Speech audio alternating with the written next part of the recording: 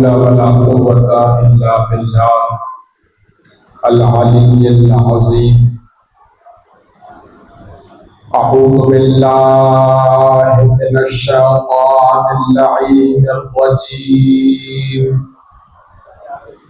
بسم الله الرحمن الرحيم. الحمد لله رب العالمين.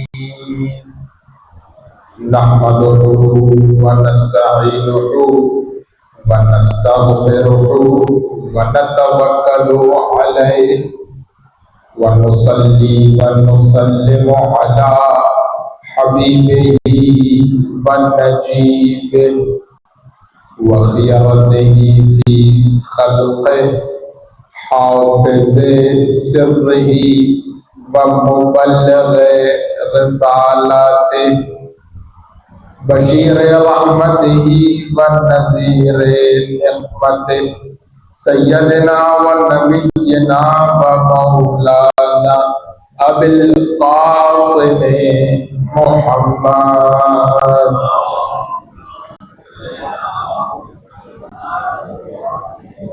وعلى آلہ الاطیبین الاطہرین الانجبین الہداة المہدیین المعصومین المکرمین المظلومین الذین اذهب اللہ عنہم الرجس وطہرہم تطہیرا.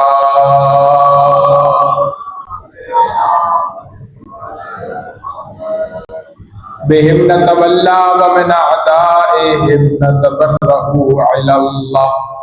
أما بعد فقد قال الله تبارك وتعالى عز اسمه.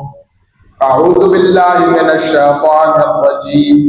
بسم الله الرحمن الرحيم. لا تلبسوا الحق بالباطل وتكتموا الحق وأنتم تعلمون. صلوات پڑھیے محمد و آل محمد.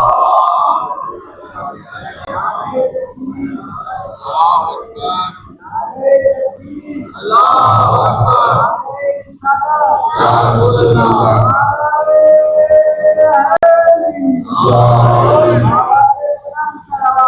یا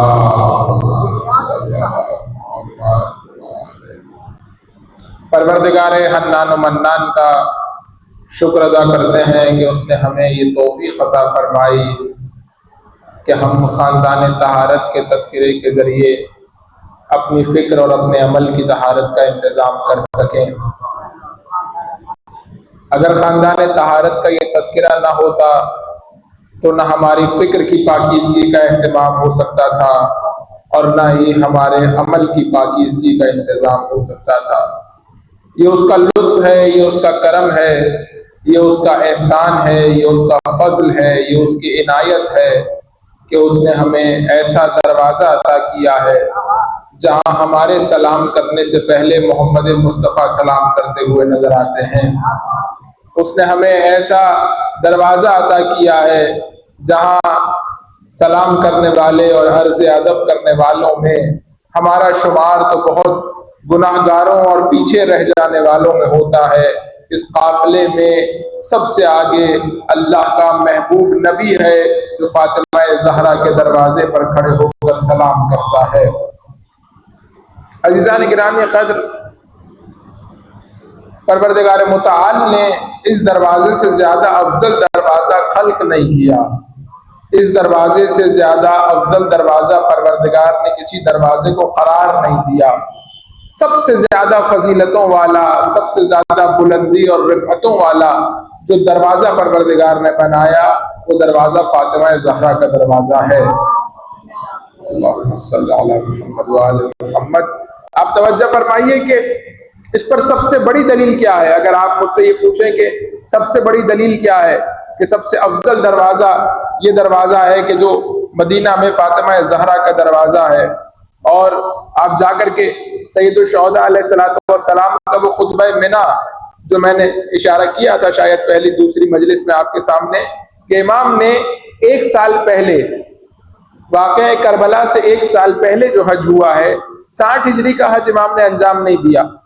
59 ہجرہ کا جو حج ہوا ہے اس میں امام علیہ الصلوۃ والسلام نے منا کے میدان میں خطبہ ارشاد فرمایا ہے. اس وقت کے جتنے بڑے تھے ان سب کو جمع کر کے، جتنے اکابرین تھے، زعما تھے، جتنے قبیلوں کے سردار تھے، صحابہ کی اولادیں تھیں، محدثین تھے، تابعین تھے، سب کو وہاں پر جمع کیا اور ایک خطبہ ارشاد فرمایا. اور اس خطبے میں امیر المومنین کی فضیلتوں کو گنوانا شروع کیا، اپنے بابا کے فضائل پڑھنا شروع کیے. اور ان فضیلتوں میں ایک فضیلت امام حسین نے یہ گنوائی کہ تمہیں وہ وقت یاد ہے کہ جب اللہ تعالیٰ کا حکم آیا کہ اے رسول آپ کے دروازے کے علاوہ کوئی دروازہ مسجد میں کھلا نہیں رہے گا. رسول اللہ نے حکم دیا کہ سارے دروازوں کو بند کر دیا جائے. امام حسین نے کہا کہ اس وقت ایک صحابی نے آ کر کے کہا یا رسول اللہ میرے گھر سے دروازہ بند کر دیجئے، کھڑکی بند کر دیجئے، ایک سوراخ کے برابر کھلے رہنے دیجئے کہ میں مسجد کے شرف سے مشرف ہو جاؤں. میرے گھر سے صرف ایک سوراخ کے برابر کھلا رہنے دیجئے کہ میں مسجد میں آنے جانے والوں کی زیارت کر سکوں.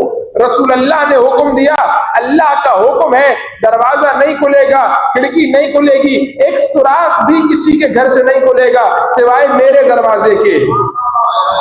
اب تک تو یہ بات قابل برداشت تھی کہ رسول اللہ کا دروازہ کھلا رہے گا اور باقی سب دروازے بند ہو جائیں گے. لیکن جب بند کرنے کا مرحلہ آیا تو رسول اللہ نے اپنا دروازہ بھی کھلا رہنے دیا، فاطمہ کا دروازہ بھی کھلا رہنے دیا. کسی نے کہا یا رسول اللہ حکم تو یہ آیا تھا کہ صرف آپ کا دروازہ کھلا رہے گا. رسول اللہ نے ارشاد فرمایا یہی بتانا چاہ رہے تھے محمد کا دروازہ ایک نہیں ہے، محمد کا دروازہ بھی محمد کا دروازہ ہے، فاطمہ کا دروازہ بھی محمد کا دروازہ ہے.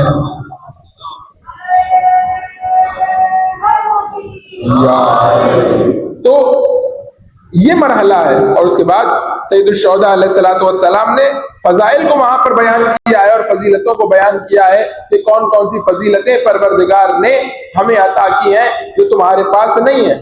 اب یہی فضیلتوں کا تذکرہ ہے اور امام سجاد ہے اور دربار شام ہے. امام نے وہاں پر بھی جب خطبے کا آغاز کیا تو فضیلتوں کے بیان سے کیا، فضائل کے بیان سے کیا. اعطینا ستا وفضلنا به سبعا. عجیب جملہ ہے میرے مولا کا. پہلا جملہ جو ارشاد فرمایا ہے اتنا گہرا اور عمیق اور پرمعنی جملہ ہے امام سجاد کا. خطبہ شام کا پہلا جملہ فرمایا اعطینا ستا، پروردگار نے ہمیں 6 چیزیں عطا کی ہیں اور 7 چیزوں کے ذریعے ہمیں فضیلت دی ہے. ہمیں 6 چیزیں عطا کی ہے اور 7 چیزوں کے ذریعے ہمیں فضیلت دی ہے. اعطینا العلم والحلم والسخاوت، پروردگار نے علم ہمیں دیا ہے، حلم ہمیں دیا ہے، سخاوت ہمیں دی ہے، شجاعت ہمیں دی ہے، پروردگار نے مروت ہمیں دی ہے اور مومنین کے دلوں میں محبت ہمیں عطا کی ہے. اور پھر اس کے بعد فرمایا فضلنا به سبعا، اور 7 لوگوں کے ذریعے سے ہمیں فضیلت دی ہے. محمد مصطفیٰ ہمارے گھرانے سے ہیں، علی مرتضیٰ ہمارے گھرانے سے ہیں، فاطمہ زہرا ہمارے گھرانے سے ہیں، حسن مجتبیٰ ہمارے گھرانے سے ہیں، حسین ہمارے گھرانے سے ہیں، حمزہ ہمارے گھرانے سے ہیں، جعفر طیار ہمارے گھرانے سے ہیں. یعنی اے یزید نہ تو ہمارا حسب میں مقابلہ کر سکتا ہے نہ نسب میں مقابلہ کر سکتا. اگر حسب کے اعتبار سے آئے گا تو علم، حلم، سخاوت، مروت، شجاعت، مومنین کے دلوں میں محبت، یہ سب حسب کی باتیں ہیں، یہ سب بھی اللہ نے ہمیں دی ہیں. اور اگر نسب کے معاملے پر آئے گا تو محمد مصطفیٰ سے لے کر جعفر طیار تک پروردگار نے نسب بھی ہمارے ہی گھرانے کو عطا کیا ہے. تو یہ وہ بیان ہے کہ جس کے ذریعے سے اہل بیت علیہ الصلوۃ والسلام نے، ائمہ طاہرین علیہ الصلوۃ والسلام نے لوگوں کو متوجہ کیا کہ دیکھو تم کس طرف جا رہے ہو. تم امام منصوص من اللہ کو چھوڑ کر، جسے اللہ نے بنایا ہے، جسے اللہ نے منتخب کیا ہے، اسے چھوڑ کر تم جا رہے ہو ایک ایسے راستے پر، ایک ایسی ڈگر پر، ایک ایسے راہ کو اختیار کر رہے ہو کہ جس میں کبھی نہ کبھی پہنچ کر تمہیں ظلمتوں کا سامنا کرنا پڑے گا. کبھی نہ کبھی پہنچ کر جو نور کا سلسلہ ہے، جو ہدایت کا سلسلہ ہے، وہ اس طرح سے منقطع ہو جائے گا کہ پھر تمہارے پاس کوئی آپشن نہیں بچے گا، کوئی راستہ نہیں بچے گا، بجائے اس کے کہ تم اس سلسلے کے اختتام کا اعلان کر دو۔ اگر اس سلسلے کو قیامت تک جاری رکھنا چاہتے ہو تو ایک ہی راستہ ہے، اللہ کے بنائے ہوئے سلسلے کو منتخب کرو۔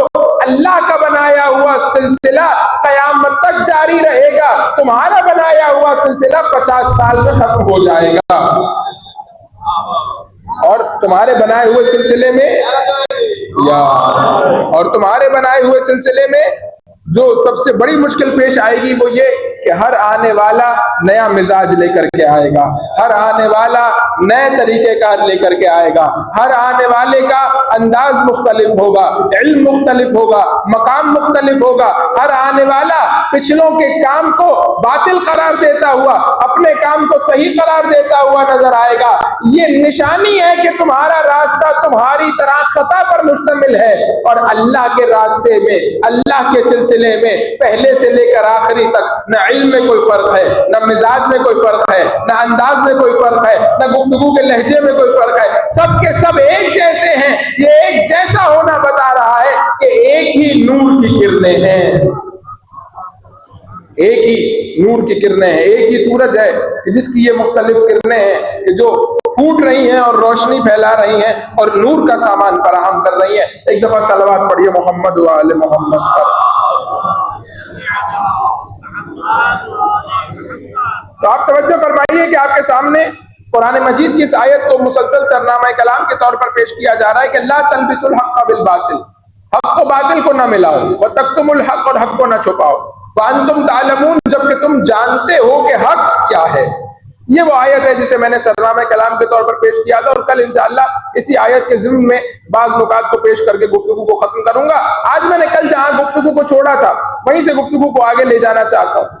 امام علیہ السلام نے سید الشہداء نے لفظ حق کا استعمال کیا ہے بارہا اپنی تحریک کے درمیان، بارہا امام نے اپنے اس سفر کربلا میں لفظ حق کا استعمال کیا۔ دو استعمال میں بتا چکا ہوں، ایک امام کا پہلا خطبہ جس میں فرمایا ہم اعلام الحق ہیں، ہم حق کا پرچم ہیں، ہم حق کا پرچم اٹھانے والے نہیں ہیں صرف، بلکہ ہم خود حق کا پرچم ہیں۔ دوسرا امام علیہ السلام نے کب اس جملے کو بیان کیا کہ جب مکہ سے چل رہے تھے، فرمایا فمن قبلنی بقبول الحق، جو مجھے قبول کرے اور اس کا قبول کرنا بھی حق وجہ سے ہو، ایسا نہیں کہ دنیاوی لالچ میں، مقام و منصب کی خاطر، کسی طمع میں، کسی لالچ میں میرے پیچھے آ رہا ہو تو وہ نہ آئے۔ کون آئے؟ فمن قبلنی بقبول الحق، جو مجھے حق بھی مانتا ہو اور اس کے آنے کی وجہ بھی حق ہو۔ یہ نہ ہو کہ حق کا ساتھ دے رہا ہوں اپنے فائدے کے لیے تو نہ آؤ، حق کا ساتھ دے رہا ہوں حق کے لیے تو آؤ۔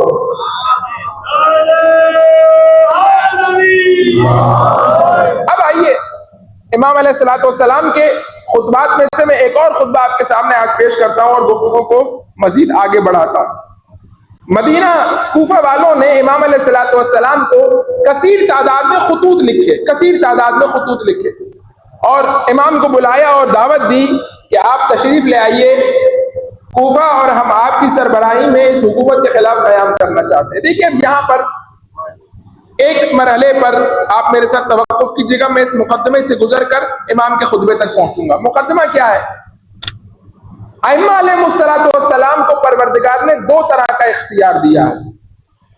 ایک اختیار کو کہا جاتا ہے اختیار تکوینی، ایک اختیار کو کہا جاتا ہے اختیار تشریعی۔ اختیار تکوینی کیا ہے؟ اختیار تکوینی یہ ہے کہ جو کچھ اس عالم میں ہو رہا ہے وہ ان کے اذن سے ہو رہا ہے۔ اب آپ کہیں کہ یہ کیسے ممکن ہے کہ خداوند متعال کے جو قادر مطلق ہے اس کے ہوتے ہوئے اس عالم میں جو کچھ ہو رہا ہو وہ ولی خدا اور انسان کامل اور اللہ کے بھیجے ہوئے کے اذن سے اور اس کے لیے انجام پا رہا ہو؟ اب میں بہت ہی آسان سی مثال سے آپ کے سامنے اس بات کو واضح کرتا ہوں اور آگے بڑھتا ہوں۔ دیکھیے کسی صاحب نے یہیں پر مجھے کہا کہ آپ ہمارے گھر دعوت کے لیے تشریف لائیے۔ اب انہوں نے اپنے گھر پہ ہماری دعوت رکھ لی، کھانے پر بلایا۔ اب انہیں بتایا کہ دعوت کس کے لیے رکھی جا رہی ہے؟ مولانا کے لیے رکھی جا رہی ہے۔ لیکن کیا مولانا اکیلے آئیں گے؟ مولانا اکیلے تو نہیں آئیں گے، ساتھ دو چار لوگ امام بارگاہ کے منتظمین بھی آئیں گے، ایک دو مولانا کے دوست بھی آئیں گے، کوئی ساتھ گاڑی چلانے والا بھی آ جائے گا، کوئی سیکیورٹی کا خیال رکھنے والا بھی آ جائے گا۔ تو انتظام کیا جا رہا ہے 10 لوگوں کا، انتظام کیا جا رہا ہے 12 لوگوں کا۔ اب دسترخوان پر سب ایک ساتھ بیٹھیں گے، سب ایک ساتھ کھانا کھائیں گے، لیکن کیا سب کے ایک ساتھ کھانا کھانے کا مطلب یہ ہے کہ یہ دسترخوان سب کے لیے لگایا گیا؟ توجہ فرمائیے گا، کھانا سب کھا رہے ہیں لیکن دسترخوان ایک بندے کے لیے لگایا گیا ہے، دسترخوان ایک کے لیے بچھایا گیا ہے۔ سب اس فیض سے فائدہ ضرور اٹھا رہے ہیں لیکن دسترخوان بچھانے کی وجہ وہ دوسرے 11 لوگ نہیں ہیں، وہ ایک ہے کہ جس کے لیے دعوت کا اہتمام اور انتظام کیا گیا ہے۔ پروردگار متعال نے بھی اس عالم کو نعمتوں سے سجایا ہے ان 4 ذوات مقدسہ کے لیے۔ وہ اور بات ہے کہ دسترخوان پر سارا عالم کھا رہا ہے، سارا عالم پی رہا ہے، بارش سے سب استفادہ کر رہے ہیں، گندم ہر ایک کھا رہا ہے، لیکن تمہارا کھانا اس بات کی دلیل نہیں ہے کہ تمہارے لیے بنائی گئی ہے، بنائی ان کے لیے ہے، استفادہ تم کر رہے ہو۔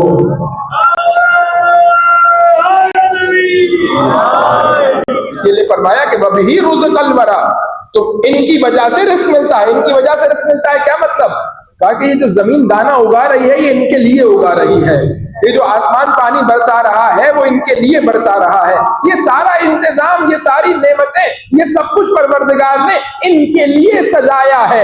وہ اور بات ہے کہ بقیہ مخلوق بھی اللہ کے دسترخوان پر ان کے طفیل، ان کے فیض سے طفیلی بن کر اس دسترخوان پر بیٹھی ہوئی ہے اور کھانا کھا رہی ہے۔ ممکن ہے اب اس دسترخوان پر کوئی ایسا بھی بیٹھا ہو جو اسے نہ مانتا ہو، لیکن اس کا نہ ماننا اس بات کا سبب نہیں بنے گا کہ دسترخوان ان کے لیے نہ بچھایا جائے۔ دسترخوان انہی کے لیے بچھا ہے، چاہے تم مان کر کھاؤ یا نہ مان کر کھاؤ۔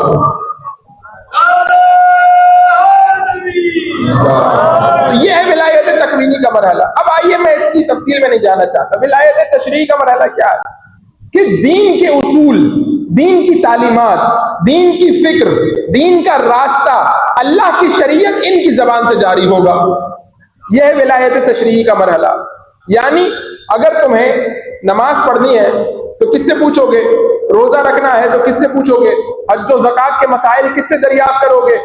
تمہیں توحید اور نبوت اور قیامت کون بتائے گا؟ اب یہاں پر بھی ایک مثال سنتے چلیے، بات مزید واضح ہو جائے گی۔ ایک دفعہ صلوات پڑھیے محمد و آل محمد پر۔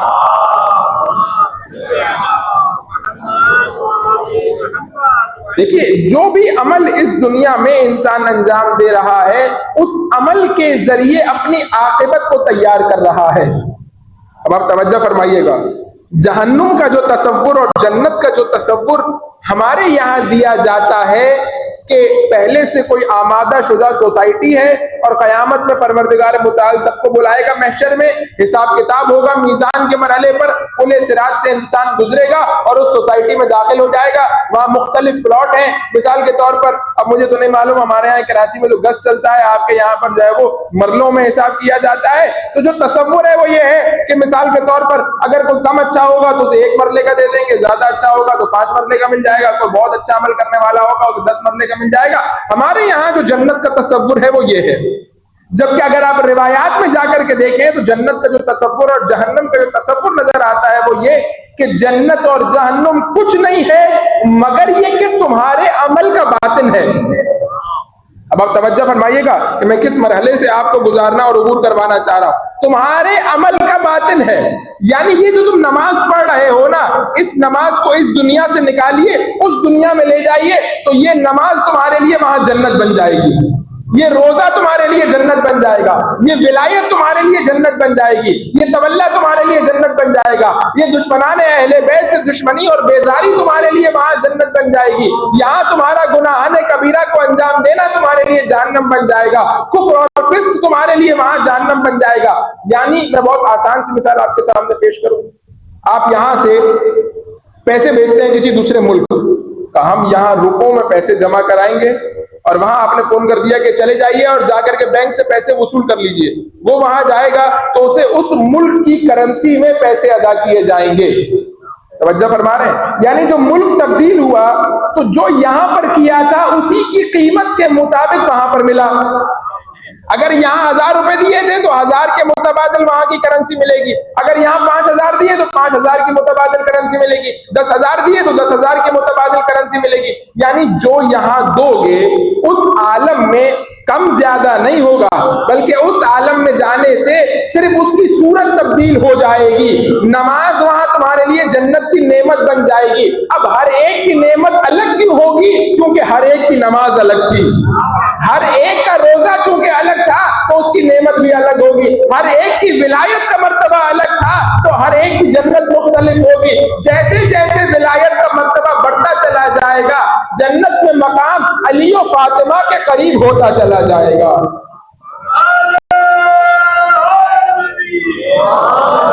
تو یہ بدلہ، یہ رزلٹ نہیں ہے جنت. ہمارے یہاں تصور یہ ہے کہ جنت کیا ہے کہ پہلے سے اللہ نے آمادہ کیا ہوا ہے اور یہاں سے ہم عمل انجام دیں گے. کہاں بھائی تم نے کتنے نمبر لیے ہیں؟ 50 نمبر لیے ہیں، اسے والا پلاٹ دے دو. تم نے کتنے لیے؟ 60، اسے یہ والا نمبر دے دو. یہ صورتحال نہیں ہے. صورتحال یہ کہ جو تم کر رہے ہو اسی کی تبدیلی کا نام جنت ہے، اسی کے متبادل کا نام جنت ہے. یعنی تم اپنے ہاتھ سے یہاں بیٹھ کر اپنی جنت بنا رہے ہو. تم اپنی جنت خود کنسٹرکٹ کر رہے ہو، خود اپنی جنت کو پلان کر رہے ہو، خود اپنی جنت بنا رہے ہو. تمہارے عمل کا نتیجہ وہاں جنت میں نعمتوں کی صورت میں نظر آئے گا. اب آئیے، وہی نعمتیں جو تم اپنے عمل کے ذریعے سے وہاں ایجاد کر رہے ہو، اسی میں سے کچھ نعمتیں اس دنیا میں جب تمہاری آنکھ بند ہوگی اور قبر میں تمہیں لٹایا جائے گا تو وہاں سے ان نعمتوں کا آغاز ہو جائے گا. جو نماز پڑھی تھی وہ نور کی صورت جنت میں آ جائے گی، جو روزہ رکھا تھا وہ نور کی صورت جنت میں آ جائے گا. اب یہاں پر آئیے، امیر المومنین علیہ الصلوۃ والسلام صلوات پڑھیے محمد و آل محمد پر.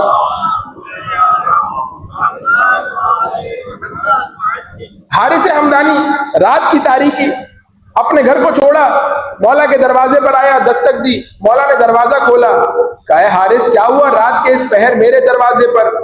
اللہ اکبر! حارث حمدانی کی محبت علی کا مقام دیکھیے. دروازے پر دستک دی، مولا نے دروازہ کھولا، کہا حارث رات کے اس پہر میرے دروازے پر خیریت؟ رجال کشی میں واقعہ درج ہے. اس وقت میرے گھر پر خیریت؟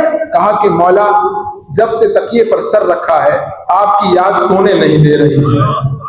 بار بار جی چاہتا ہے کہ ایک دفعہ علی کی زیارت کر لوں، ایک دفعہ اپنے مولا کے چہرے کو دیکھ لوں. اب آپ دیکھیے کہ کیا مقام ہے حارث حمدانی کا کہ مولا آپ کی محبت نے مجھے تڑپا کر رکھ دیا، آپ کی محبت نے مجھے اضطراب میں مبتلا کر دیا. نہیں رہا گیا مجھ سے، میں اتنا سفر طے کر کے رات کی تاریکی میں آ گیا صرف آپ کے چہرے کی زیارت کی خاطر، صرف آپ کے دید کی خاطر، صرف آپ کے چہرے نورانی پر ایک نگاہ کی خاطر. اب جب محب ایسا ہوتا ہے، جب چاہنے والا ایسا ہوتا ہے تو امام کا برتاؤ بھی کیسا ہوتا ہے. تاریخ نے لکھا اپنے گھر کے دروازے کو بند کیا، جیسے دو دوست گھر کے باہر چبوترے پر بیٹھ جاتے ہیں ایسے علی اور حارث حمدانی گھر کے چبوترے پر بیٹھ گئے. اور اس وقت یہ جملہ ارشاد فرمایا تاکہ یا حار حمدان میں یمت یرنی، اے حارث حمدانی جو مرے گا وہ مجھے دیکھے گا، جو مرے گا وہ مجھ علی کی زیارت کرے گا. اور پھر اس کے بعد امام نے تفصیل بیان کی، چاہے وہ مومن ہو یا کافر ہو، فاسق ہو یا متقی ہو، جیسا بھی ہو جب مرے گا تو مجھ علی کی زیارت کرے گا. اب سوال اور سوال کا جواب اور گفتگو آگے بڑھ جائے گی. سوال یہ کہ آج تک تو آپ کہہ رہے تھے کہ صرف مومن کی زیارت ہوگی قبر میں علی ابن ابی طالب سے، علی والا علی کی زیارت کرے گا. امام تو کہہ رہے ہیں جو مرے گا وہ میری زیارت کرے گا. تو پھر کمال کیا ہے علی والے کا؟ توجہ فرمائیے گا میرے گفتگو پر. کمال کیا باقی رہ گیا بھائی؟ جب جو علی کی معرفت رکھتا ہے، جو مولا کو مانتا ہے، جو مولا کی مانتا ہے، جب اسے امیر المومنین کی زیارت نصیب ہو رہی ہے اور جو نہیں مانتا اسے بھی نصیب ہو رہی ہے، تو فرق کیا رہ گیا؟ تو پھر فضیلت کیا رہ گئی علی والے کی؟ اب اس مقام پر توجہ فرمائیے گا، میں بس بات کو واضح کرتا ہوا آگے بڑھ جاؤں گا.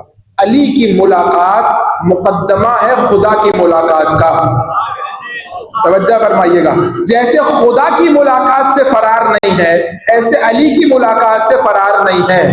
خدا سے ملاقات سب کی ہونی ہے، لیکن تمہارا عمل، تمہارا عقیدہ یہ طے کرے گا کہ کس خدا سے ملاقات ہونی ہے.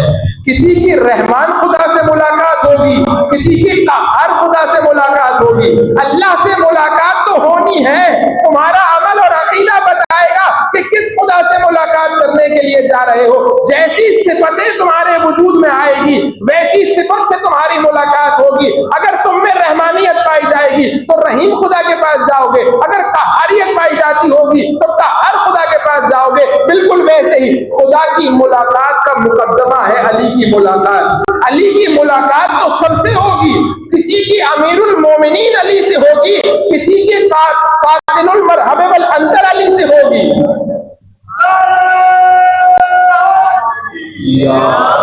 کسی کے قاسم الجبارین علی سے ہوگی. تم نے طے یہ کرنا ہے کہ کس علی سے ملنا ہے, نیسم کے مولا سے ملنا ہے یا مرحب کے قاتل سے ملنا ہے, بوزر کے مولا سے ملنا ہے یا انتر کے قاتل سے ملنا ہے. تمہیں طے یہ کرنا ہے کہ کس امیر المومنین کی ملاقات کرنی ہے. جیسی محبت لے کر کے جاؤ گے ویسے علی سے ملاقات ہوگی. اگر محبت کا مرحلہ بوزر کے مرحلے پر ہوگا تو بوزر کے مولا سے ملو گے, اگر میسم کے مرحلے پر ہوگا تو میسم کے مولا سے ملو گے.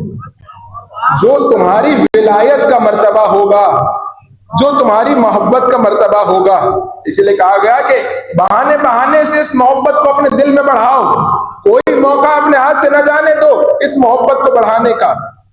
اور اس میں بہت سے طریقے بیان کیے گئے. میں اس گفتگو کو اگر اس طرف لے جاؤں تو بات بہت طولانی ہو جائے گی اور میرے پاس وقت بہت کم رہ جائے گا. بس ایک آدھ بات بیان کرتا ہوا آگے بڑھ جاؤں.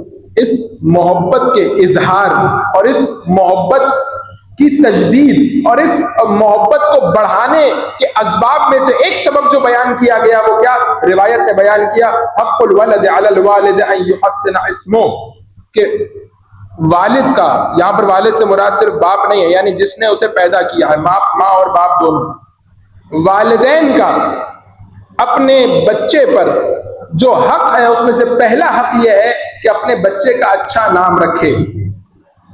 اور یہ چونکہ برائی بہت تیزی سے معاشرے کے اندر پھیل رہی ہے تو اس سبب سے میں اس کی طرف اشارہ کرتا ہوا آگے بڑھ رہا ہوں. دیکھیے عزیزان گرامی قدر, آپ جانتے ہیں امیر المومنین سے اتنی محبت تھی سید الشہداء کو, اللہ نے جتنے بیٹے دیے سب کے نام علی رکھے, جتنی بیٹیاں دی سب کے نام فاطمہ رکھے. آج کل ہمارے ہاں یہ جو نیا ٹرینڈ چل پڑا, جو نیا سلسلہ چل پڑا, مولانا کوئی ایسا نام بتائیے جو یونیک ہو, کوئی ایسا نام بتائیے جو پہلے کسی نے نہ رکھا ہو, مولانا کوئی ایسا نام بتائیے کہ جو منفرد ہو. عزیزان گرامی قدر, اہل بیت سے محبت کا تقاضا یہ ہے کہ اہل بیت کے ناموں پر اپنے گھر میں بچوں کے نام رکھے جائیں. اہل بیت کے ناموں پر مجھے کو فون کر کے پوچھتا ہے کہ مولانا بیٹے کا نام بتائیے, تو میں اس سے یہی کہتا ہوں کہ آپ کا 15واں بیٹا ہے. وہ کہتا ہے نہیں مولانا پہلا بیٹا ہے, دوسرا بیٹا ہے. میں کہتا ہوں جب تک 14 نہ ہو جائے تب تک آپ کو نام ڈھونڈنے کی ضرورت نہیں ہے.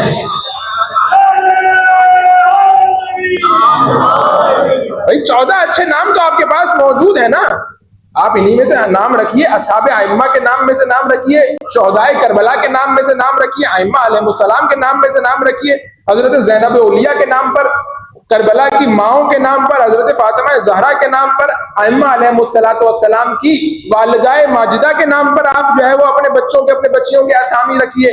تو یہ ایک ٹرینڈ بنتا چلا جا رہا ہے. مولانا ایک ایسا نام بتائیے جس سے پتہ نہ چلے کہ یہ شیعہ ہے. ابھی دیکھیے یہ ہمارے پاس فون آتے ہیں اس طرح کے, اس لیے میں عرض کر رہا ہوں آپ کی خدمت میں. ایسا نام بتائیے جس سے پتہ نہ چلے کہ شیعہ ہے. ایسا نام بتائیے کہ جس سے لگے کہ نہیں معلوم کس فرقے کا ہے, شیعہ ہے یا سنی ہے. نہیں عزیزان گرامی قدر, یہ پہلا حق ہے جو بچے کا ہم ضائع کر دیتے ہیں. پہلا حق کیا ہے؟ پہلا حق یہ ہے کہ اس کا اچھا نام رکھا جائے. اور ہمارے استاد حضرت آیت اللہ عابدینی بہت ہی جو ہے وہ بڑا درس ہوتا ہے ان کا, ام المقدسہ میں تفسیر کا اور حدیث کا اور فلسفے کا بہت ہی پہنچی ہوئی شخصیت ہے محمد رضا عابدینی. وہ ارشاد فرما رہے تھے اپنے ایک درس کے اندر, کہا کہ اچھا نام رکھنے کے 2 اثر ہیں. ایک اثر بچے پر ہے اور وہ یہ کہ جب آپ بچے کا نام علی رکھیں گے, حسین رکھیں گے, فاطمہ رکھیں گے تو اس نام کا ایک اثر ہے جو اس بچے کی روح پر پڑے گا. وہ فرماتے تھے ایک دوسرا اثر بھی ہے, اور وہ دوسرا اثر کیا ہے؟ کہ وہ دوسرا اثر یہ ہے کہ جب آپ بچوں کے اچھے نام رکھیں گے تو جب بھی بچوں کو گھر میں بلائیں گے تو اس نام کی تکرار ہوگی, اور جب اس نام کی تکرار ہوگی تو اس کی روحانیت اور معنویت سے گھر کی فضا معطر ہوتی چلی جائے گی. یعنی اس گھر کے کیا کہنے کہ جس میں بار بار فاطمہ پکارا جا رہا ہو, या उस घर के क्या कहने जिसमें बार बार फातिमा पुकारा जा रहा हो, बार बार अली पुकारा जा रहा हो, बार बार जैनब पुकारा जा रहा हो, बार बार हुसैन पुकारा जा रहा हो, बार बार रिजा पुकारा जा रहा हो। इन नामों की वजह से जो घर के अंदर मानवी तौर पर एक अत्र ईजाद होगा, एक खुशबू ईजाद होगी, एक मानवी और रूहानी असर ईजाद होगा, ताकि ये अच्छे नाम रखने का दूसरा असर है जो आपके घर में नजर आता। तो बात हमारी किस मकाम से चली थी कि दो तरह का इख्तियार है आइम्मा अलैहिमुस्सलातु वस्सलाम का। एक इख्तियार तकवीनी है, एक बहुत मुफस्सल मौजू है। मैंने सिर्फ एक मिसाल देकर बात को वाज़ेह इसलिए किया क्योंकि मेरा मौजू गुफ्तगू विलायत तकवीनी नहीं था। दूसरा मरहला विलायत तशरीई, यानी जो कोई हुक्म भी तुम्हें मिन जानिबिल्लाह नसीब होगा वो इनके जरिए से नसीब होगा। मैं बहुत आसान सी मिसाल एक और पेश करूं, नौजवानों बच्चों को बात समझ में आ जाएगी। आप जा रहे थे मुल्तान की किसी बड़ी सड़क पर, मुझे यहाँ की सड़कों के नाम भी याद नहीं है, किसी बड़ी शाहराह पर आप जा रहे थे और आपने देखा एक बहुत बड़ा सा बोर्ड लगा हुआ और उस पर लिखा हुआ है कि भाई हम पंखा बनाते हैं, आप हमसे पंखा खरीद लीजिए, 5 साल की वारंटी है, अगर पंखा खराब हो गया वापस करके नया दे देंगे। आपने कहा क्या बात है भाई, हम तो खुद पंखे की तलाश में थे, गर्मी बहुत है, वैसे ही घर में पंखा तब्दील करना था, पहले वाला बहुत पुराना खस्ता हो गया, अब नया खरीदना है। ठीक है, आप गए बाजार खरीदने के लिए। मिसाल पर तवज्जो फरमाइएगा, बात बहुत वाज़ेह और बहुत आसान हो जाएगी। आप पहुंचे बाजार और आपने जाकर के मालूम किया, हाँ भाई कितने का है पंखा? उसने कहा 5,000 का है। बहुत महंगा है। दूसरी दुकान पर गए, कितने का है? उसने कहा 2,000 का दे देंगे। का देखो वो लूट रहा था, दे दो 2,000 का। ले लिया, घर आ गए, लगा दिया। 2, 4, 8, 10 दिन महीना गुजरा, पंखा हो गया खराब। आपने कहा हम तो वारंटी वाला लिया है, जाकर के वापस करवाएंगे। और इतना बड़ा उन्होंने इश्तिहार लगवाया था कि अगर आप वारंटी में खरीदेंगे तो 5 साल तक खराब हो गया तो हम वापस कर देंगे, उसका जुबरान कर देंगे, जो आपको नुकसान हुआ है उसका अजाला कर देंगे, अगर जो है वो खराब हो गया तो ठीक करके आपको वापस देंगे फ्री में, मुफ्त में। ठीक है, आपने वो पंखा उतारा, लेकर के गए, उसके जो फ्रेंचाइज था, जो उसका डीलर था उसके पास कि भाई आपकी कंपनी का है, हमने फला जगह से खरीदा था, अब ये खराब हो गया। अब उसने पंखा लिया, उसे उलट कर पलट कर देखा और देखने के बाद कहा भाई कहाँ से खरीदा था? तवज्जो फरमाइएगा, विलायत तशरीह का मरहला है। मैं एक आसान मिसाल से वाज़ेह कर रहा हूं आपके सामने। कहा कि आपने कहां से खरीदा था? कहा कि मैं फला दुकान से खरीदा था जाकर। कहा अच्छा, कितने का लिया था? कहा 2,000 का लिया था। कहा देखिए हमारा पंखा तो कम से कम 5,000 का है, आपको उसने जाली बेच दिया। कल नाम तो आपका लगा हुआ है, कल नाम जरूर हमारा लगा हुआ है, लेकिन जहां हमने ये बड़ा बड़ा लिख करके लगाया था कि 5 साल की वारंटी है, वहां ये भी लिख करके लगाया था कि जिसे हम ऑथोराइज कर रहे हैं उससे लेना, अगर उसके अलावा किसी और जगह से जाकर के लिया तो हम उसको कबूल नहीं करेंगे। अगर किसी और जगह से जाकर के लिया और फिर तुम हमारे पास आओगे कि आप इसका अजर दे दीजिए, आप इसके बदले कुछ दे दीजिए, तो हम उसके बदले कुछ नहीं देंगे। क्यों? क्योंकि तुमने हमारे बनाए हुए से नहीं लिया, बल्कि कुछ पैसे बचाने के लिए अपने बनाए हुए का इंतखाब किया। विलायत तशरीह का मरहला क्या है? विलायत तशरीह का मरहला यह है कि जो भी हुक्म तुम्हें लेना है वो इनके दरवाजे से लेना है। जो भी हुक्म तुम्हें अख्ज़ करना है, दीन का, शरीयत का, कोई कानून, कोई फिक्र, कोई अकीदा, कोई अमल, कोई अखलाक, कोई अदब, सबका सब तुम्हें इसी दरवाजे से मिलेगा। इस दरवाजे के अलावा कहीं और से लोगे तो क्या होगा?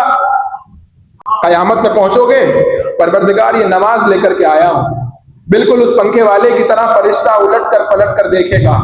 कहां से लिया था?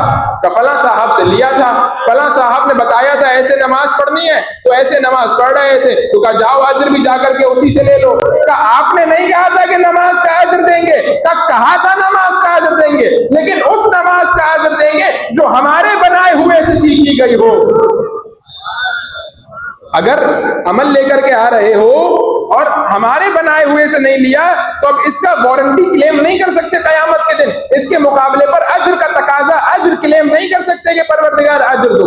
और अब ये मेरी बात नहीं है, अगली बात मुझे माफ फरमाइएगा, कुरान मजीद की बात है और कुरान मजीद ही का आयत का तर्जुमा आपके सामने पेश कर रहा हूं, ताकि कुरान मजीद ही कहता है कि जब कयामत के दिन वो ढूंढने निकलेंगे उन लोगों को कि जिन्होंने उन्हें सिखाई थी ये सारी बातें, और कहेंगे कि आप आइए और आप आकर के सिफारिश कर दीजिए, हमारी नमाज कबूल नहीं हो रही, हमारा रोजा कबूल नहीं हो रहा, हमारा अमल परवरदिगार की बारगाह में एक्सेप्ट नहीं हो रहा, वापस कर दिया गया हमें दरगाह इलाही से। तो कुरान मजीद ये कहता है कि वो ये जवाब देते हुए नजर आएंगे कि तुम हमारे पीछे लगे हो, हम खुद किसी की तलाश में हैं।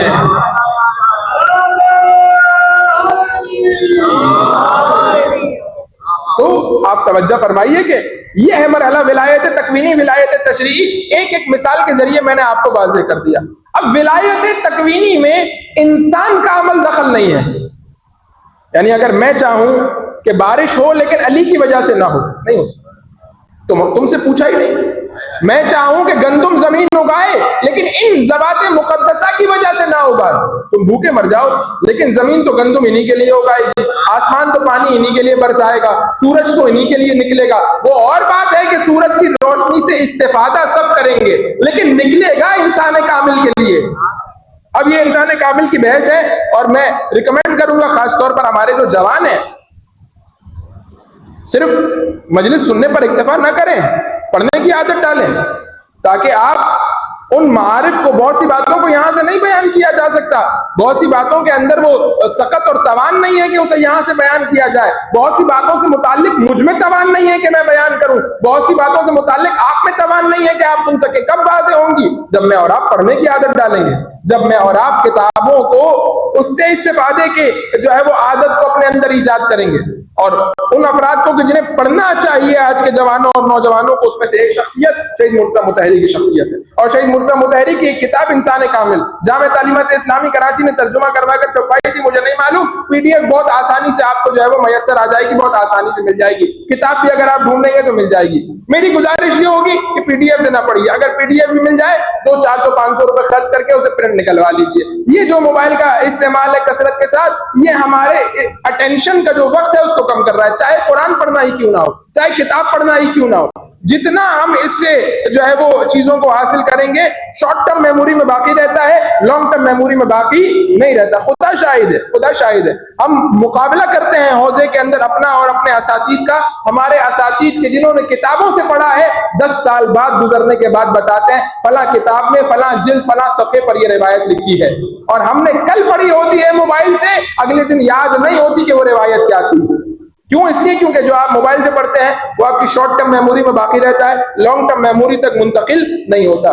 کتاب انسان کامل شہید مطہری کی ضرور پڑھیے، ایک ایسے مفہوم کو کہ جسے بیان کرنا بہت مشکل ہے، شہید مطہری نے بہت ہی آسان الفاظ میں، سلیس اور بہت ہی ایزی وے کے اندر اس میں جو ہے وہ بیان کیا ہے۔ تو یہ اس مجلس کے تبرک کے طور پر مجھ سے لے جائیے، اور جوان ضرور بضرور اس کتاب کا جو ہے وہ مطالعہ کریں۔ ولایت تکوینی کے مرحلے پر انسان کا اختیار نہیں ہے۔ کیا مطلب انسان کا اختیار نہیں؟ یعنی یہ معاملہ ہے خدا کی جانب سے نعمتوں کے نزول کا، خدا کی جانب سے جہان کی خلقت کا، خدا کی جانب سے جہان کو چلانے کے اسباب اور قوانین کو بنانے کا۔ اب ہر ایک میں تفصیل ہے، میں اس کی طرف نہیں جانا چاہتا، اس کے اندر تمہارا دخل نہیں ہے۔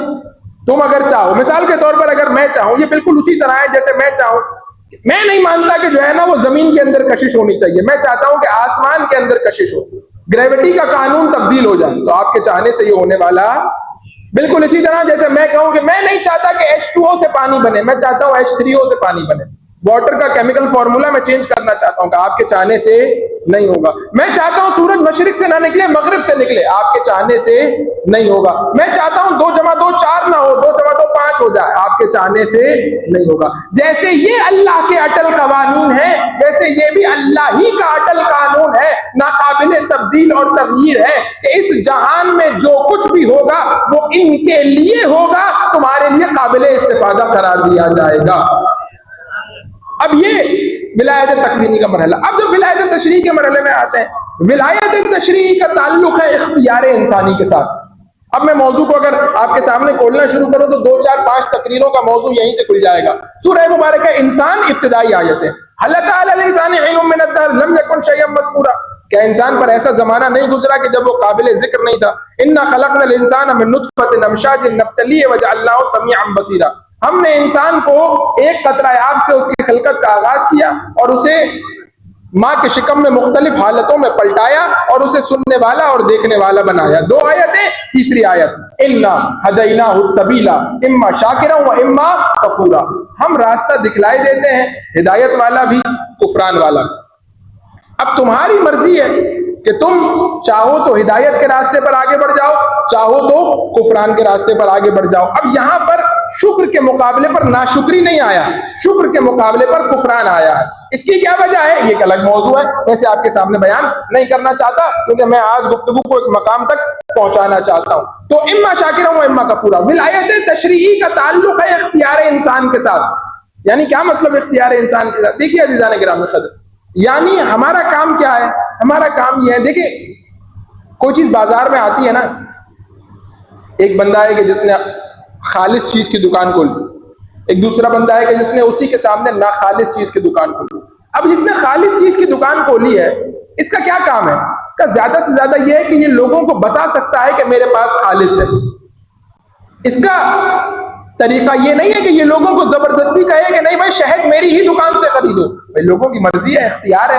اگر کوئی جان بوجھ کر، جانتے بوجھتے ہوئے، علم ہونے کے باوجود ناخالص جا کر کے خریدنا چاہتا ہے تو جا کر خریدے، زبردستی نہیں ہے، کسی کے ساتھ جو ہے وہ جبر نہیں کیا جا سکتا۔ یہی مرحلہ ہے ولایت تشریع کا۔ پروردگار نے بتا دیا ہماری طرف سے اگر دین چاہیے تو یہاں سے ملے گا، لیکن ہم تمہیں زبردستی نہیں کریں گے کہ یہیں سے جا کر کے لو۔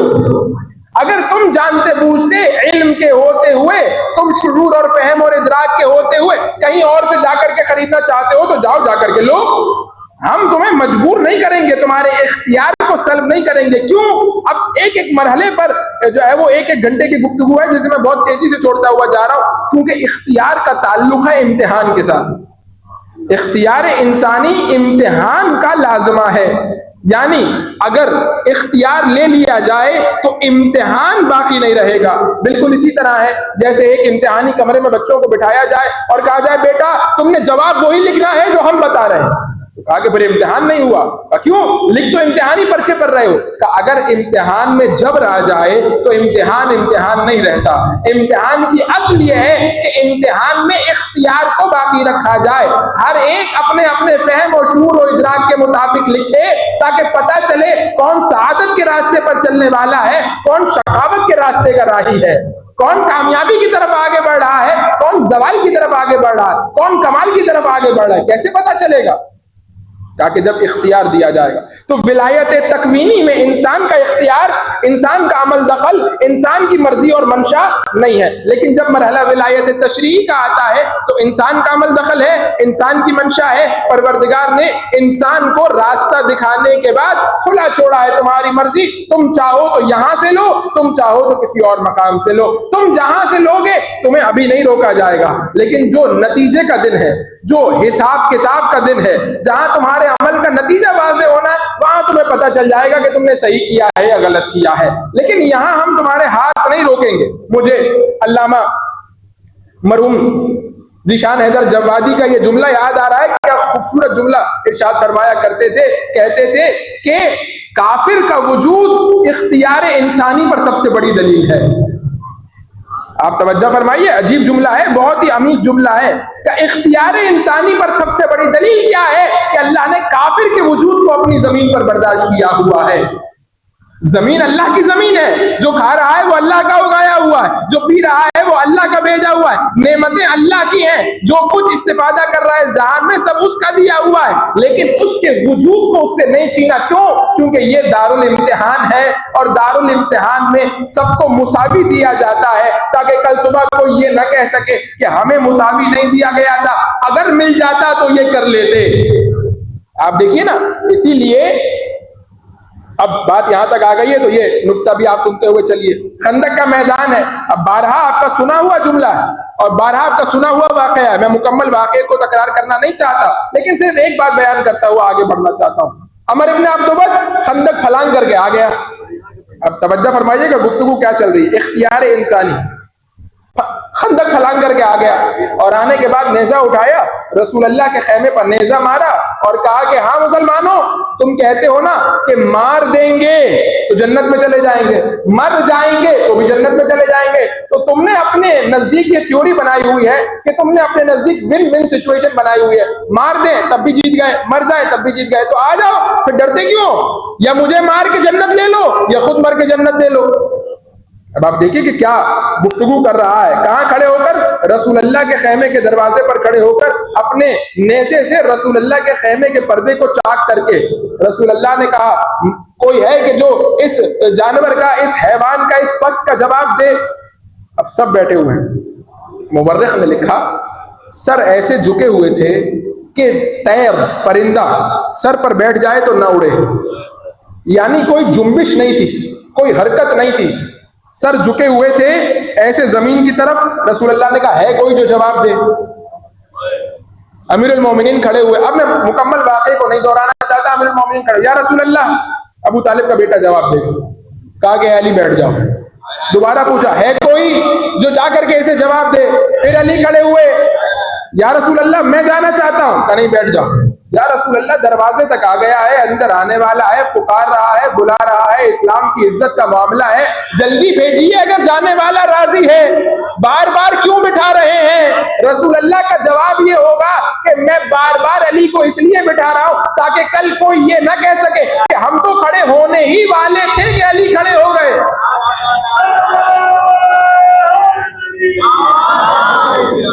کوئی یہ نہ کہہ سکے کہ ہم تو کرنے ہی والے تھے، ہم تو کھڑے ہونے ہی والے تھے، ہم تو رسول اللہ کو جواب دینے ہی والے تھے کہ بس 2 سیکنڈ کا فرق ہو گیا، بس علی جلدی کھڑے ہو گئے، ورنہ ہم بھی بتا دیتے کہ ہمارے اپنے آپ کو کہ ہم کون ہیں۔ بار بار علی کو بٹھا کر کے بتایا کہ تم اور ہو، ابو طالب کا بیٹا اور ہے۔ وقت بہت تیزی سے گزر گیا، جہاں مجھے پہنچنا تھا وہاں میں پہنچ نہیں پا رہا، اتنی زحمتوں اور اتنی کوششوں کے باوجود بھی۔ عزیزان گرامی قدر 2 مرحلے، ولایت تکوینی کا مرحلہ، ولایت تشریعی کا مرحلہ۔ ولایت تشریعی کا مرحلہ کیا ہے؟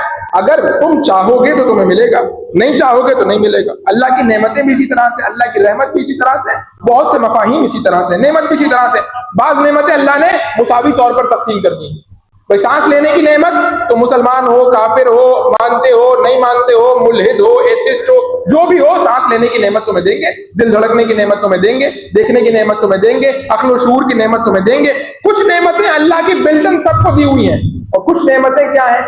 اگر ان بلٹن نعمتوں کا صحیح استعمال کرو گے تو نعمتوں میں اضافہ ہوگا، اگر اس عقل کا صحیح استعمال کرو گے تو توحید کی نعمت ملے گی، اگر تم اللہ تعالیٰ کی دی ہوئی نعمتوں کا صحیح استعمال کرو گے تو نعمتیں بھی 2 طرح کی ہیں، کچھ اللہ نے ابتدائی طور پر مساوی طور پر سب کو تقسیم کی ہوئی ہیں، کچھ نعمتیں ری ایکشنری ہیں، یعنی تمہارے کسی ایکشن کے نتیجے میں آئیں گی۔ تم اگر کوئی عمل کرو گے تو اس کے مقابلے میں پروردگار تمہیں کوئی نعمت عطا کرے گا۔ اب آئیے، اسی لیے ائمہ علیہ السلام نے اپنے ولایت تشریعی کے مرحلے پر کبھی جبر کے ساتھ، کبھی ظلم کے ساتھ، کبھی زبردستی انسانوں پر حکومت کرنے کی کوشش نہیں کی۔ کیوں؟ اس لیے کیونکہ ولایت تشریعی کے مرحلے پر اختیار کو سلب نہیں کیا جاتا۔ اب آئیے نہج البلاغہ، امیر المومنین ارشاد فرماتے ہیں لولا حضور الحاضر وقیام الحجت بوجود الناصر، اگر لولا حضور الحاضر، اگر یہ جو لوگ آئے ہیں نا یہ نہ آئے ہوتے، وقیام الحجت بوجود الناصر، اور ناصروں کی موجودگی کے ذریعے مجھ پر حجت تمام نہ ہوئی ہوتی۔ یعنی کیا مطلب؟ یعنی قیامت کے دن خدا مجھ سے سوال کرے گا، اے علی جب وہ آئے تھے تم سے دین لینے تم نے کیوں نہیں دیا؟ امیر المومنین کہہ رہے ہیں اگر مجھے اس سوال کا خوف نہ ہوتا نا تو میں کیا کرتا؟ امیر المومنین فرماتے ہیں اس خلافت کے اونٹ کی رسی کو اس کی پشت پر ڈال دیتا کہ جہاں جاتی ہے چلی جائے، مجھے اس خلافت سے غرض نہیں ہے۔ ابن عباس کا واقعہ بھی نہج البلاغہ میں درج ہے، الا ان اقیم حقا، میں کیوں لے رہا ہوں یہ خلافت؟ اس لیے کہ اس کے ذریعے سے حق کو قائم کروں، او یا یہ کہ کسی باطل کو دفع کروں، باطل کو دور کروں، اس لیے اس خلافت کو لے رہا ہوں۔ یعنی یہ خلافت بذات ہی ویلیو نہیں رکھتی، توجہ فرمائیے گا، بذات ہی ویلیو نہیں رکھتی، بلکہ اس خلافت کی ویلیو ہے اس ہدف کے لیے کہ جہاں تک مجھے انسانیت کو پہنچانا ہے، اس خلافت کے ذریعے سے مجھے لوگوں کو خدا تک پہنچانا ہے۔ اگر خدا تک پہنچانے کا راستہ نہ ہو تو یہ خلافت علی کے لیے کئی دفعہ پیوند لگی ہوئی جوتی سے زیادہ پست ہے، اور اگر یہی خلافت اللہ کے لیے ہو تو پھر یہی علی ابن ابی طالب معاشرے میں عدل و انصاف کے نفاذ کے لیے 3 جنگیں کرتے ہوئے نظر آ رہے ہیں۔ اب یہ مکمل موضوع گفتگو۔ اب آئیے یہی کچھ کیا ہوا امام حسن کے زمانے میں، امام حسن تشریف لائے۔ اب یہ ہمارے ہاں صلح کا یہ سلسلہ بیان نہیں کیا جاتا، امام حسن تشریف لائے اور آنے کے بعد مسجد پر خطبے کے لیے تشریف فرما ہوئے مدینہ میں، اور کہا کہ دیکھو کوفہ میں، اور کہا کہ دیکھو اگر تم میرا ساتھ دینے کے لیے تیار ہو تو میں لڑنے کے لیے تیار ہوں، اور اگر تم میرا ساتھ دینے کے لیے تیار نہیں ہو تو میں یہ دیکھو مجھے جو ہے وہ امیر شام نے یہ ایک صفحہ بھیجا ہے، اس پر اس نے مہر لگا کر کے بھیجی ہے، شرائط میں رکھوں گا، میں صلح کر لوں گا، ڈیپینڈ کرتا ہے تم پر، یعنی ولایت تشریع کے مرحلے پر تمہیں زبردستی نہیں کیا جائے گا کہ تم حسن کے ساتھ لڑو، اگر تم لڑنا چاہتے ہو تو میں تمہیں دین دینے کے لیے تیار ہوں، لیکن اگر تم دین لینے کے لیے تیار نہیں ہو اور تم چاہتے ہو کہ میں چھوڑ دوں اور تم زندہ رہنا چاہتے ہو اور تم مرنا نہیں چاہتے، تم جنگ کرنا نہیں چاہتے، تو زبردستی تمہیں دین نہیں دیا جائے گا۔ اب آپ کو پتا چلا محمدی اسلام میں اور یزیدی اسلام میں فرق کیا ہے؟ محمدی اسلام حق کو پہچانوانے کے لیے گردن دے دینے کا نام ہے، ہم آخری کام یہ کریں گے کہ حق کی وضاحت کے لیے اپنی گردن دے دیں گے، اپنا گلا کٹا دیں گے، لیکن زبردستی نہیں کریں گے۔ اسی لیے دو طرح کا اسلام پھیلا، اب اس کو میں انشاءاللہ کل کی گفتگو میں بیان کروں گا کہ دو طرح کا اسلام تھا کیا اور سید الشہداء کا کارنامہ کیا تھا ان دو اسلام کی جدائی میں، کہ اسلام ناب محمدی جو خالص رسول اللہ کا اسلام ہے وہ جدا ہو جائے اور دوسرا اسلام کہ جو برائے نام اسلام ہے وہ جدا ہو جائے۔ اس کو کل کی تقریر میں انشاءاللہ آپ کے سامنے بیان کروں گا۔ آج کی تقریر کو میں مکمل کرنا چاہتا ہوں۔ امام حسن نے کہا، لوگوں نے کہا کہ نہیں ہے حسن اب زندہ رہنا چاہتے ہیں، ٹھیک، اگر تم نہیں چاہتے، اچھا اس سے کیا ہوگا؟ اس سے یہ ہوگا کہ بالکل مثال ہے ایک طبیب کی، ایک ڈاکٹر ہے نا، وہ کہتا ہے بھائی میں دوا خانہ کھول کے بیٹھا ہوں، تم لینا چاہتے ہو دوا؟ اگر مریض کہے نہیں میں دوا لینا نہیں چاہتا تو نہ لو۔ تمہارے دوا نہ لینے سے کیا ڈاکٹر کی ڈگری پر فرق آ جائے گا؟ کیا ڈاکٹر کے مقام پر فرق آ جائے گا؟ کیا اس کے منصب میں کمی آ جائے گی؟ نہیں، کسی چیز میں کمی نہیں آئے گی، طبیب طبیب رہے گا۔ دوا نہ لے کر تم اپنا نقصان کرو گے، ویسے ہی اللہ کا بنایا ہوا امام تمہارے نہ ماننے سے اس کے مقام و منصب میں فرق نہیں آئے گا۔ اگر تم اس سے دین نہیں لوگے تو گمراہ ہو جاؤ گے، لیکن اگر تم نہیں لینا چاہتے تو نہ لو، تمہاری مرضی ہے۔ انا ہدیناہ السبیل اما شاکرا و اما کفورا، تمہاری مرضی ہے، ہمارا کام راستہ دکھانا تھا، اختیار کے ساتھ تمہیں اس دوراہے پر چھوڑ دینا تھا، تمہیں جو کرنا ہے اپنی مرضی سے کرو، اپنی مرضی سے اس عمل کو انجام دو۔ اب آئیے کربلا کے میدان میں، سید الشہداء علیہ السلام کی دو چیزوں کو کبھی خلط نہ کریں۔ دوبارہ میں حوالہ دوں گا شہید مرتضیٰ مطہری کی کتاب حماسہ حسینی، پہلی جلد، آپ جا کر کے دیکھیے، کہ جس میں سید الشہداء کے قیام کے اسباب کو انہوں نے ڈسکس کیا ہے کہ سید الشہداء کے قیام کے اسباب کیا تھے، پہلی جلد جا کر کے ملاحظہ فرمائیے۔ اب آئیے، سید الشہداء علیہ السلام جب نکلے ہیں مدینہ سے، یہ ایک اور مس انڈرسٹینڈنگ ہے، یہ ایک اور مس کنسپشن ہے ہمارے معاشرے میں کہ سید الشہداء کوفہ کی دعوت کی وجہ سے نکلے تھے، ایسا نہیں۔ سید الشہداء مدینہ سے جب مکہ آ گئے ہیں تو مکہ میں خط آئے ہیں کوفہ والوں کو۔ دلیل کیا ہے؟ دلیل تاریخی ہے۔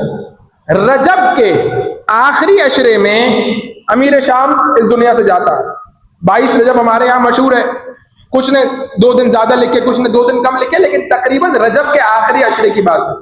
28 رجب کو امام حسین نے مدینہ چھوڑ دیا۔ کتنے دن ہیں؟ 8 دن، یعنی اگر 20 رجب کو بھی انتقال ہوا ہو، 21 کو انتقال ہوا ہو تو 7 دن 8 دن ہے۔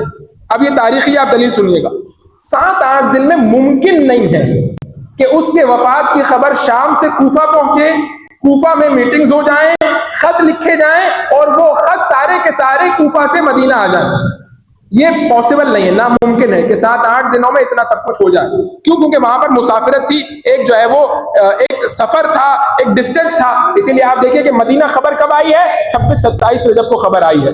تو کتنا مشکل ہے کہ آپ اسے اس طرح سے پیٹرنائز کریں کہ وہ وہاں پر پہلے جو ہے وہ خبر پہنچی، پھر وہاں پر جو ہے وہ میٹنگز ہو گئی، پھر لوگوں نے ارادہ کر لیا کہ امام حسین کو بلایا جائے، پھر خطوط لکھ لیے، وہ خطوط امام کے پاس پہنچ بھی گئے اور ان خطوط کی بنیاد پر امام نے فیصلہ کیا۔ تو ایسا نہیں تھا، تاریخی شواہد گواہ ہے کہ امام حسین نے جب مدینہ چھوڑا ہے تو کوفہ والوں کے کوئی خط نہیں تھے۔ جب مکہ آ گئے ہیں اور کوفہ والوں کو پتہ چلا کہ امام نے مدینہ چھوڑ دیا ہے، احتجاجاً کوفہ آ گئے ہیں، تو پھر کوفہ والوں نے خط لکھے۔ اب یہ ایک جملہ جو میں نے آپ کے سامنے اب پڑھنا ہے، اس کے لیے میں نے پوری 1 گھنٹے کی تقریر آپ کے سامنے کی ہے۔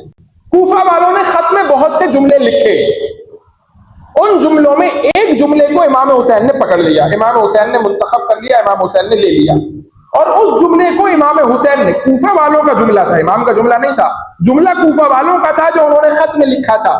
امام حسین علیہ السلام نے اس ایک جملے کو ریپیٹڈلی بیان کیا اپنے خطبوں میں، اور اس خط کا جو جواب دیا تھا اسے بھی بیان کیا۔ یعنی کوفہ والوں کے کتنے خط آئے تھے؟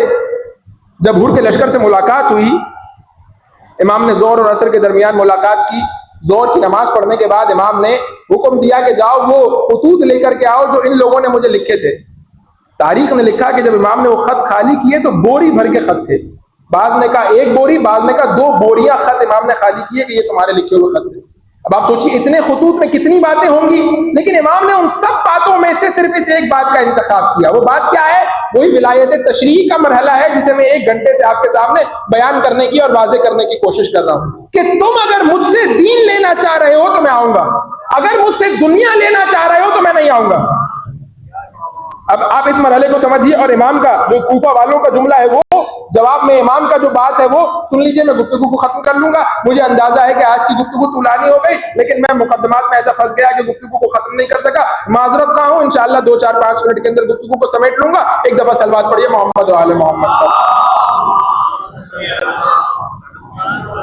اب آئیے انہوں نے کیا لکھا تھا؟ انہوں نے لکھا لیس علینا امام، ہمارے لیے کوئی امام نہیں ہے۔ توجہ فرمائیے گا، کوفہ والے لکھ رہے ہیں امام کو، اور امام نے اس ایک جملے کو بارہا بیان کیا ریپیٹڈلی، لیسا علینا امام، ہمارے اوپر کوئی، ہمارے سر پر کوئی امام نہیں۔ فاقبل، اے فرزند زہرا آپ آ جائیے، لعل اللہ ان یجمعنا بک علی الحق، اے کاش اللہ آپ کے ذریعے ہمیں حق پر مجتمع کر دے۔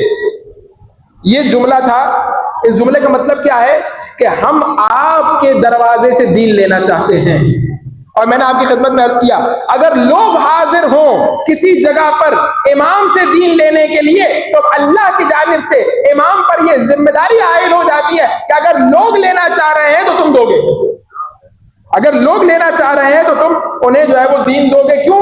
کیونکہ اگر وہ ناخالص کو چھوڑ کر خالص لینے کے لیے آئے ہیں تو خالص یہ کہہ کر اپنے خالص مال کو نہیں روک سکتا کہ کل تک تو ناخالص لے رہے تھے، جاؤ جا کے اس سے لے لو، کر نہیں۔ اگر آج بھی خالص لینے کے لیے آیا ہے تو اللہ کے بنائے ہوئے کی ذمہ داری یہ ہے کہ جب بھی پلٹ کر کے آئے اللہ کا نمائندہ اللہ کے پیغام کو خلوص کے ساتھ اس کی بارگاہ میں پیش کرے، اس کو دے، اس کو جو ہے وہ عطا کرے۔ اب آئیے اس نے جب یہ جملہ لکھا، اب اس جملے کے اندر ایک ایمبیگوٹی ہے، ایک جو ہے وہ مبہم ہے بات، ایک بات جو ہے وہ ابہام کا شکار ہے۔ وہ کیا؟ ہمارے لیے کوئی امام نہیں ہے۔ کیا لکھا؟ ہمارے لیے کوئی امام، امام کس لیے چاہیے؟ دین کے لیے یا دنیا کے لیے؟ اب یہ ایک ابہام ہے نا اس جملے میں۔ کوفہ والوں نے کہا ہمارے پاس کوئی امام نہیں ہے، آپ آ جائیے۔ بھائی کیوں بلا رہے ہیں؟ اپنے دین کے تحفظ کے لیے حسین کو بلا رہے ہو یا اپنے دنیاوی مفادات کے لیے حسین کو بلا رہے ہو؟ اب یہاں پر خود ایک موضوع گفتگو ہے کہ دنیاوی نعمتوں اور دنیاوی مفادات میں کیا فرق ہے؟ دنیاوی نعمتیں دین کے سائے میں ملتی ہیں، دنیاوی مفادات دین کے سائے میں نہیں ملتے۔ دنیاوی نعمتیں ملتی ہیں، پروردگار نے دنیا کی نعمتوں کو قرار ہی مومنین کے لیے دیا ہے، فاسقوں اور کافروں کے لیے تو قرار نہیں دیا۔ اگر تم دین کے لیے بلا رہے ہو تو ہم آئیں گے، دین بھی دیں گے، دنیا کی نعمتیں بھی اس دین کے سائے میں ملیں گی۔ لیکن اگر اپنے مفادات، اپنے جو ہے وہ مقام اور منصب کے حصول، اپنے جو ہے وہ مال و دولت کے حصول، بیت المال سے اپنے حصے کے بڑھ جانے کے لیے حسین کو بلا رہے ہو تو مت بلا۔ ابھی کل کی گفتگو بھی تھی، آج کی گفتگو بھی ہے، میں خلاصے تک اس بات کو پہنچا رہا ہوں۔ امام نے جو جواب دیا وہ کیا؟ انہوں نے کیا کہا؟ ہمارے پاس کوئی امام، اے فرزند زہرا آپ آ جائیے۔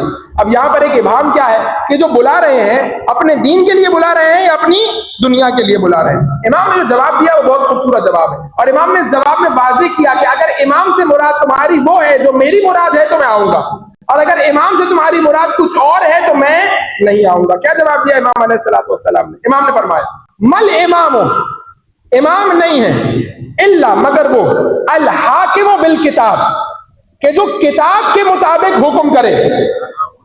اب آپ دیکھیے یہ منشور پیش کیے جاتے ہیں نا انتخابات سے پہلے، ہر پارٹی آ کر اپنا مینیفیسٹو، اپنا منشور پیش کرتی ہے کہ ہم یہ کریں گے۔ امام کہہ رہے ہیں تم نے جو کہا نا ہمارے پاس امام نہیں ہے، امام کی ذرا تعریف کرنا، امام کی ذرا ڈیفینیشن بیان کرنا، امام کو ذرا واضح کر کے بیان کرنا، مراد کیا ہے تمہاری امام سے؟ اگر وہی مراد ہے جو حسین کی مراد ہے تو میں آؤں گا، اور اگر تمہاری مراد یہ ہے کہ امام نہیں ہے یعنی ہمارے پاس کوئی بیت المال پر قبضہ کرنے والا نہیں ہے، کوئی وزارتیں بانٹنے والا نہیں ہے، کوئی گورنرشپیں بانٹنے والا نہیں ہے، اگر یہ تعریف ہے امام کی تو میں نہیں آؤں گا۔ امام نے کہا مل امام، امام نہیں ہے مگر وہ کہ جس کے اندر یہ خصوصیات ہوں، ایک الحاکم بالکتاب، کتاب کے ذریعے سے حکم کرے، دوسرا القائم بالقسط، وہ کہ جس کی زندگی عدل کی بنیاد پر قیام میں ہو، یعنی وہ اپنی زندگی کے کسی مرحلے پر انفرادی سے لے کر اجتماعی تک ظلم نہ کرتا ہو، کسی مرحلے پر کوئی کام ایسا نہ کرے کہ جو ظلم پر مبنی ہو، اس کا ہر کام قسط اور عدالت کے مطابق ہو۔ پہلی خصوصیت کیا ہے؟ جو قرآن کے مطابق حکم کرے۔ دوسری خصوصیت کیا ہے؟ جو عدل کے مطابق جو ہے وہ اپنی زندگی کو گزارتا ہو اور قیام کرتا ہو۔ تیسری الدائن بدین الحق، تیسری وہ کہ جس نے اپنے زندگی کو دین حق کے مطابق ڈھالا ہوا ہو، جس کی پوری زندگی دین حق کے مطابق گزرتی ہے۔ چوتھا الحابس نفسہ علی ذات اللہ، وہ کہ جس نے اپنی ذات کو اللہ کی ذات میں حبس کر دیا ہو۔ حبس کا لفظ آپ استعمال کرتے ہیں نا، جب گھٹن ہوتی ہے، جب کسی جگہ پر ایسے ماحول بن جاتا ہے کہ بہت زیادہ لوگ آ جاتے ہیں، تو آپ اس تنگی میں کہتے ہیں کہ حبس ہو رہا کا الحابس، وہ کہ جس نے اپنے نفس کو محبوس کر دیا ہو، اپنے نفس کو فنا کر دیا ہو علی ذات اللہ، اللہ کی ذات میں۔ امام کہہ رہے ہیں اگر امام سے تمہاری مراد یہ ہے کہ جو میں بیان کر رہا ہوں، یعنی کتاب کے مطابق حکم کرے، عدل کے مطابق قیام کرے، دین کے مطابق زندگی گزارے، اپنے نفس کو اللہ کی ذات میں فنا کر دے، اگر امام سے تم یہ چاہتے ہو تو حسین سے بہتر تمہیں امام نہیں ملے گا۔ اور اگر امام سے تمہاری مراد یہ ہے کہ بیت المال ملے گا، گورنرشپ ملے گی، اگر تمہیں مراد یہ ہے کہ عمارتیں اور وزارتیں تقسیم ہوں گے، تو جاؤ کسی اور کو تلاش کرو۔ حسین تمہارے معیار کا امام نہیں بن سکتا، اللہ کے معیار کا امام بن سکتا ہے۔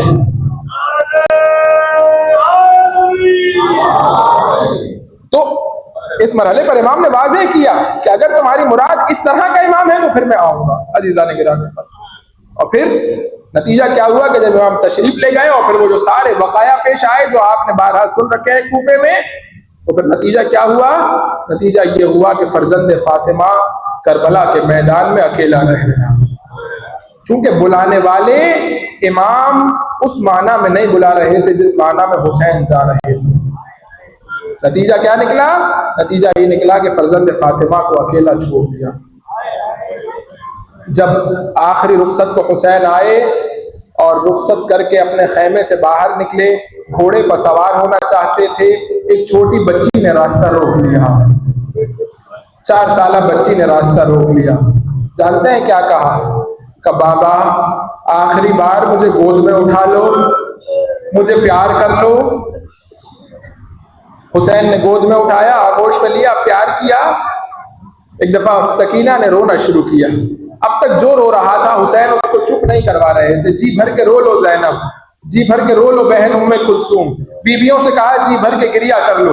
لیکن جب چھوٹی بچی نے رونا شروع کیا نا، جانتے ہیں میرے مولا نے کیا ارشاد فرمایا؟ فرمایا سیطول بعدی یا سکینۃ فاعلمی منک البکاء اذا الحمام دعانی لا تغرقی قلبی بدمعک حسرتی۔ اے بیٹی تجھے بابا کے بعد بہت رونا ہے، جب تک بابا زندہ ہے نا ایسے رو رو کر باپ کے جگر کو نہ جلا، ایسے رو رو کر میرے سینے میں آگ نہ لگا، جب تک میں زندہ ہوں سکینہ تیری آنکھوں میں آنسو نہیں دیکھ سکتا۔ ایک دفعہ کہا بابا میں تمہیں جانے سے نہیں روکتی، لیکن بس میری ایک خواہش پوری کر دو۔ کہ بیٹی خواہش کیا ہے؟ کہ بابا ردنا الی حرم جدنا، بابا نانا کے مدینہ چھوڑ آؤ، پھر جہاں جانا ہو چلے جانا، ان ظالموں کے درمیان اپنی پیاری بیٹی کو اکیلا چھوڑ کر نہ جاؤ بابا۔